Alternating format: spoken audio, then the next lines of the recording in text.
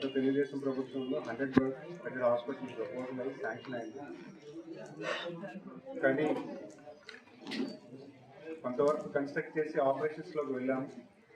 20 beds అయితే operations, 20 bed hospital కింద operations అయ్యాయి.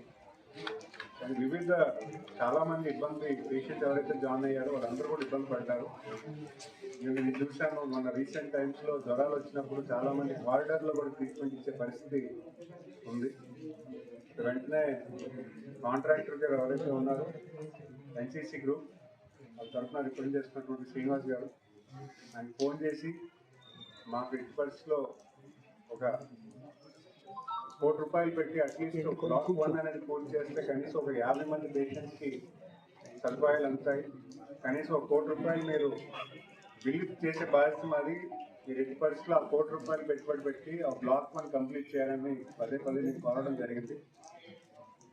అయితే వాళ్ళు కూడా వెంటనే రియాక్ట్ అయ్యి దానికి చేయాలని ముందుగానే ఇక్కడికి వచ్చి ఒక ఎక్సైజ్ చేసి ₹1 కాదు సార్, ₹1,60,00,000 అవుతుంది ఆ బ్లాక్ కంప్లీట్ చేయాలని.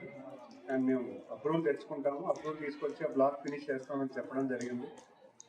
అయితే వెంటనే వాళ్ళు కూడా ప్రాసెస్ చేస్తుండగా గౌరవ ముఖ్యమంత్రి వారు కూడా హాస్పిటల్స్ అన్నీ పూర్తి చేయాలని, ఎందుకంటే ఈరోజు హాస్పిటల్స్ ఉండాల్సిన అవసరం ఉంది. ఎందుకంటే అందరూ హెడ్ క్వార్టర్స్కి వెళ్ళి ట్రీట్మెంట్ చేసుకోలేరు. అందరికీ కూడా ఎక్కడైతే 100 బెడ్ హాస్పిటల్ నీడ్ ఉందో అక్కడ 100 బెడ్ హాస్పిటల్ కంప్లీట్ చేస్తే అన్ని ట్రీట్మెంట్స్, చిన్న సర్జరీస్ కానీ, లేకపోతే పేషెంట్స్ గర్భిణీ స్త్రీలకు కానీ, లేకపోతే ఏదైనా యాక్సిడెంట్ కేసు అయినా ఇవన్నీ కూడా దగ్గరలో ఉన్న హాస్పిటల్కి, గవర్నమెంట్ హాస్పిటల్కి వెళ్ళే విధంగా వెంటనే చేయాలనే ఆలోచనతో ఆయన కూడా వెంటనే పిలిపించి కొంత ఫండ్ ఇవ్వడం జరిగింది.